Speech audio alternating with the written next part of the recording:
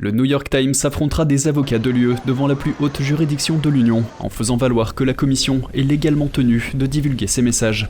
Ceux-ci pourraient contenir des informations sur les contrats d'achat de doses de vaccins contre le Covid d'une valeur de plusieurs milliards d'euros conclus par l'Union.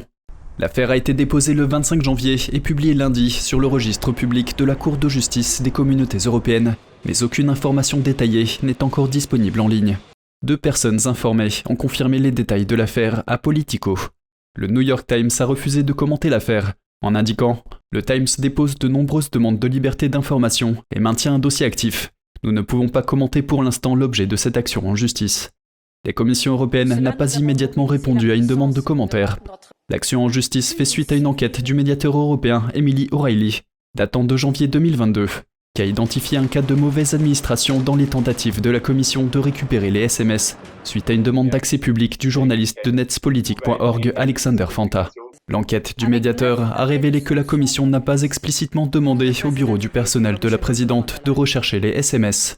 En réponse, la commissaire européenne aux valeurs et à la transparence Vera Jourova a affirmé que les SMS auraient pu être supprimés en raison de leur nature éphémère et de courte durée. Le quotidien allemand Bild a précédemment intenté une série de poursuites contre la Commission afin d'obtenir la divulgation de documents relatifs aux négociations d'achat des vaccins Covid-19 fabriqués par Pfizer, BioNTech et AstraZeneca.